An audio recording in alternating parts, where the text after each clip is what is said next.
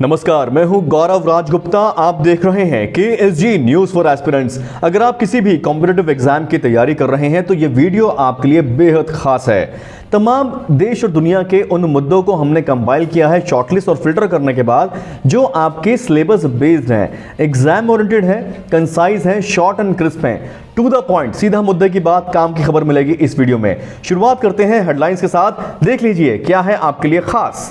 KSG news scan में आज के इंपॉर्टेंट करंट अफेयर्स टॉपिक्स हैं। Quick reaction surface to air missile system के बारे में जानिए सब कुछ। पीएम मोदी ने उठाया आतंकवाद का मुद्दा, ब्रिक्स ने किया नई एंटी टेररिज्म नीति का ऐलान। RBI के इनोवेशन हब के जरिए फाइनेंशियल इनोवेशन की दिशा में बड़ा कदम। आर्टिफिशियल इंटेलिजेंस पर नीति आयोग का ओवरसाइट बॉडी बनाने का प्रस्ताव। रिजर्व बैंक ने लक्ष्मी विलास बैंक के बाद एक और बैंक पर लगाई पाबंदी, समझे पूरा मामला। KSG न्यूज फैक्ट्स में आज देखिए, अरुणाचल प्रदेश में सेक्स रेशो सर्वश्रेष्ठ, जाने पूरे देश का हाल। महिला सशक्तिकरण प्रोत्साहन के लिए लीलावती अवार्ड के फैक्ट्स। अब ड्रोन से होगी खेती बाड़ी के लिए रिसर्च। 15वें वित्त आयोग ने वित्त मंत्री को सौंपी रिपोर्ट, संसद में होगी पेश। रॉयल बंगाल टाइगर पर आज कुछ मुख्य फैक्ट्स देखिए।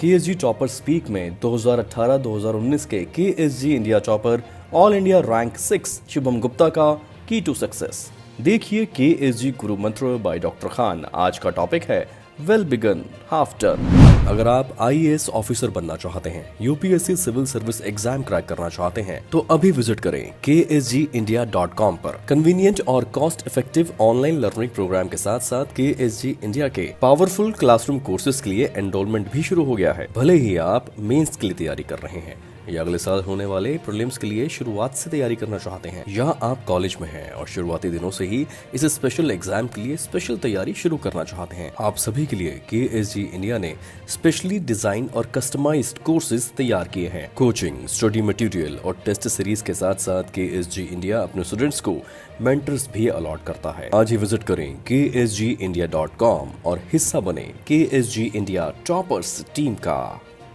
देश और दुनिया के top 5 important current affairs topics देखिए KSG न्यूज स्कैन में। KSG न्यूज स्कैन में सबसे पहले बात करते हैं QRSAM प्रणाली के बारे में।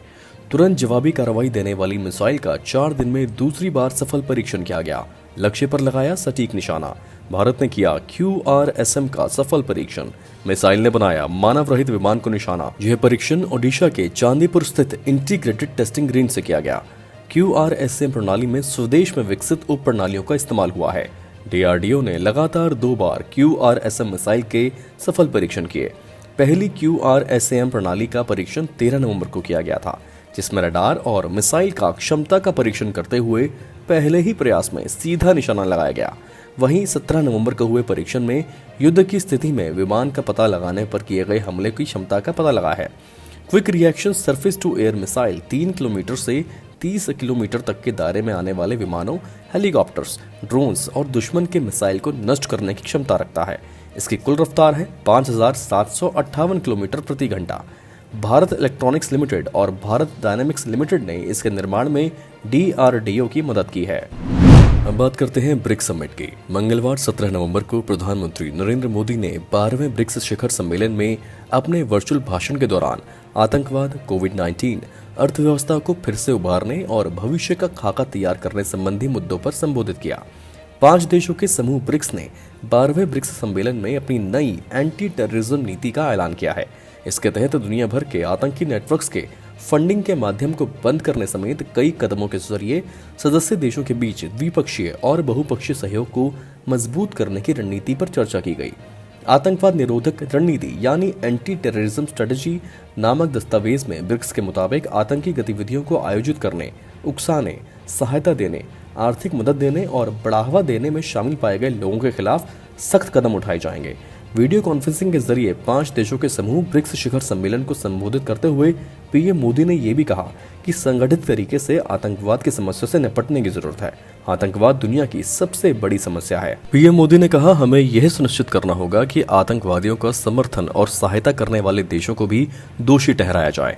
पीएम मोदी ने कहा कि कोविड संकट से निपटने में भारत का टीका उत्पादन और प्रौद्योगिकी क्षमता भी मानवता के हित में काम करेगी।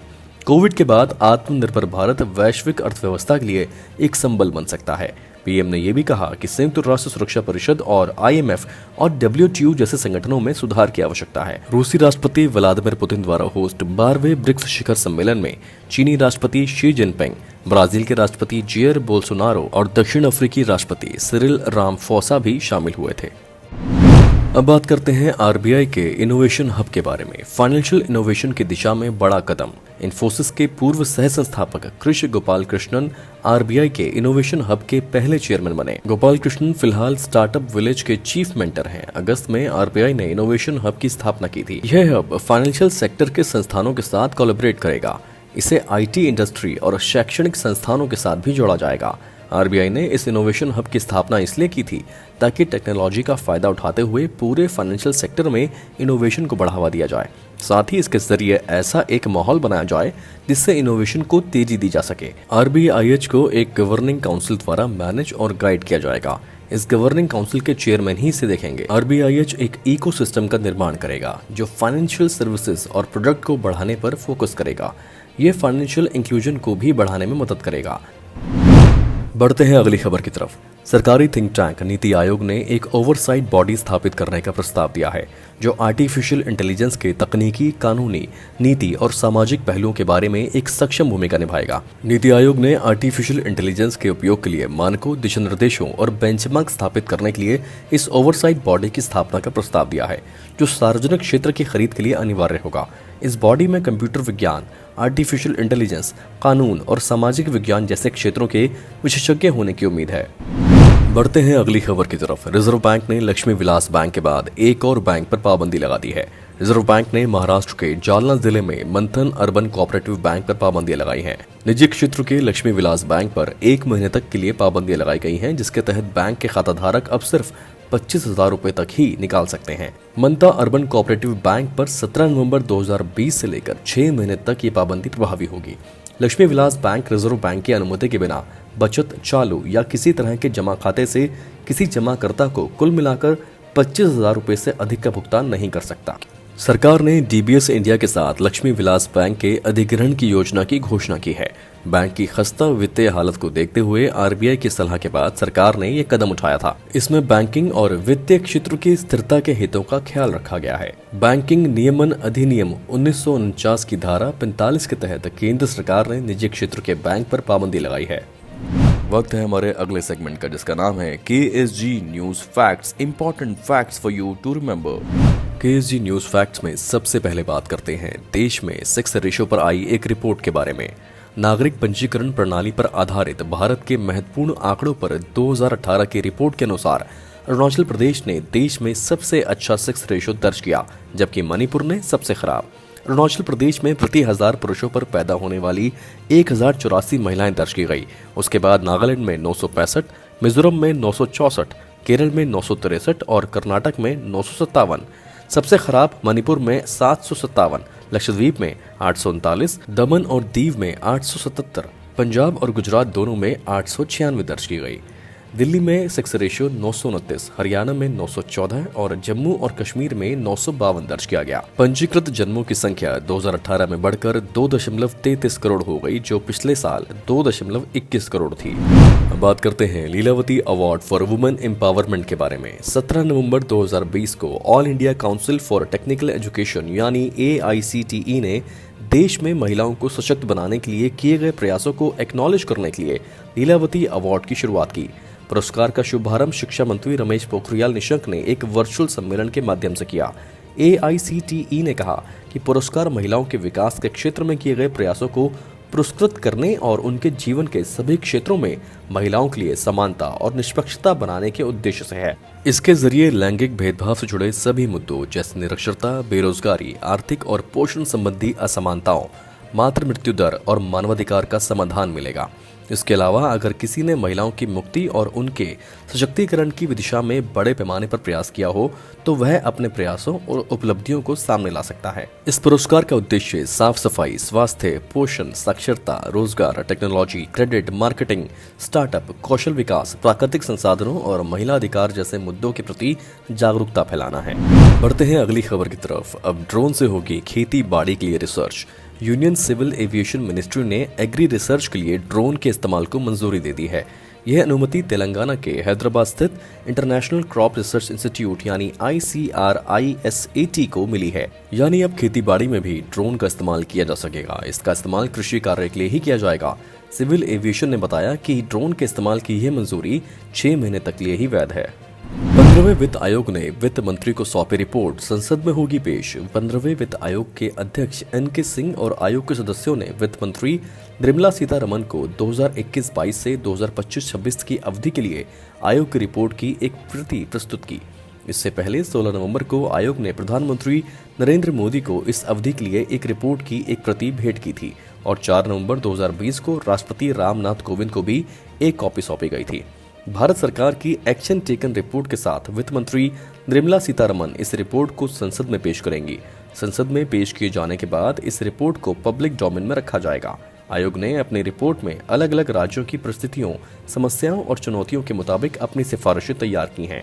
केंद्र और राज्य सरकारों, विभिन्न स्तर की लोकल गवर्नमेंट, वित्त आयोग के पूर्व चेयरमैन और इसके सदस्यों, कमीशन की एडवाइजरी काउंसिल, संबंधित क्षेत्र के विशेषज्ञों, शैक्षणिक संस्थानों और अन्य दूसरे संस्थाओं के साथ विचार विमर्श और मैराथन बैठकों के बाद यह रिपोर्ट तैयार की गई है। डे इन हिस्ट्री 18 नवंबर। इस तारीख का नाता है रॉयल बंगाल टाइगर के साथ। आज ही के दिन 1972 में Indian board for wild life ने रॉयल बंगाल टाइगर को भारत के राष्ट्रीय पशु के तौर पर स्वीकार किया था। यह भारत में पाई जाने वाली बाघ की 8 प्रजातियों में से एक है। रॉयल बंगाल टाइगर अन्य बाघों के मुकाबले फुर्तीला और ताकतवर है। देश में बाघों की संख्या में कमी आने पर 1972 में प्रोजेक्ट टाइगर शुरू किया गया था। असर भी दिखा और बाघों की संख्या बढ़ती गई। इससे पहले 1948 में गुजरात नेचुरल हिस्ट्री सोसाइटी ने गिर में पाए जाने वाले एशियाटिक लायन को नेशनल एनिमल घोषित करने का प्रस्ताव दिया था। भारत में बाघ 16 राज्यों में मिलते हैं। 2006 में देश में टाइगर्स 1411 बचे थे, जो 2019 में बढ़कर 2967 हो गए। 19 जुलाई को इंटरनेशनल टाइगर डे भी मनाया जाता है। KSG न्यूज़ फॉर एस्पिरेंट्स में हम आपको खबरों के साथ तो अपडेट रखते ही हैं, हम आपको मोटिवेटेड भी रखना चाहते हैं। इसीलिए हम आपके लिए लेकर आए हैं हमारा special segment KSG toppers speak. KSG topper speak में 2018-2019 के KSG India topper all India rank 6 Shubham Gupta का key to success. First of all, I would like to thank Dr. Khan especially for his kind words and motivation. He has always been very encouraging and always kept me very inquisitive and open-minded. I would also like to extend my special thanks to the whole KSG team because they were very accessible and always very understanding. Thank you Shubham Gupta ji इस motivational message के लिए। दोस्तों, आपका moral high रखने के लिए न सिर्फ KSG इंडिया की फैकल्टी बल्कि KSG इंडिया टॉपर्स भी हमेशा तत्पर रहते हैं। अब वक्त है आपके फेवरेट सेगमेंट का, जिसका नाम है KSG गुरु मंत्र by doctor Khan. Khan sir के आज के गुरु मंत्र का टॉपिक है well begin half done. Well, I am going to talk about here today with you with an interesting idea where we have our Indian philosophy of well begun is half done, which means since you have begun, you better not work towards it, and then you sleep, and remaining half you can do whenever you want. Actually, it is very simple. Quite often I tell people it is not done until it is done. It's not that you begin and you think that half is done and only half is remaining. If you are trying to jump a big area and you just miss out by a few inches, why you are running? So it is like very important that I would say that if you are required to jump this much, you focus here, and that is what is important. In fact, I would like to tell you that starting is so easy. You can ask your kid brother and kid sister, and they'll be very easy and very happy to say that yes, let's just start, and then this is as easy to start. But life reward actually waits on your finishing accomplishment, how you're ending, what you have got at the end of it. That is what is important. So it is important that I should mention here that you should be your own self-appointed manager, self-appointed guide, self-appointed messiah. There's no messiah coming in your life. You are your constant guide. You keep on asking yourself that when I have begun, what is my target? Don't look at the big target, because the big target is too vague and fuzzy to actually work towards. Break your targets. Break your target in the shorter, like you have got 1.5 years, break into 6 months, 6 months to broken into 3 months, 3 months broken into 1 month, 1 month broken into, let's say, weeks, and weeks broken into days, days broken into hour. And every single hour that you have a target, you just try and see that how much you have accomplished. So you have got the finishing point and the starting point that is of 1 hour. And that is something which you, if you start working towards, every time you begin, you accomplish something and then you reward yourself. So this is how I would like you to do, and then audit every week, every month, and then that's how you would get to know as to how you have actually moved. Don't think that beginning for a big task that you have got is all what you require to do and rest everything would follow. No, nothing. You have to break the task and then keep on seeing that of that beginning that you are making a session of sitting, how much you have accomplished, and accordingly one should be going about it. In fact, I would like to tell you in short, once again, that it is not done unless it is done. It's not that something well begun is half done.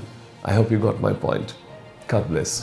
तमाम अखबार, news portals, government agencies, international agencies का analysis करने के बाद हम आपके लिए compile करते हैं ये वीडियो, और मुझे उम्मीद है हमारा प्रयास आपको अच्छा लग रहा होगा, आपके काम आ रहा होगा। आज के लिए KSG न्यूज़ फॉर एस्पिरेंट्स में इतना ही, और आपको हमारी तरफ से बहुत सारी शुभकामनाएं। कोई इन्फॉर्मेटिव वीडियो आपसे मिस ना हो जाए, इसलिए चैनल को सब्सक्राइब कर लें और हमारी इस कोशिश को लाइक ज़रूर करें। कमेंट सेक्शन में जाकर अपना फीडबैक ज़रूर दें। Thank you and best of luck.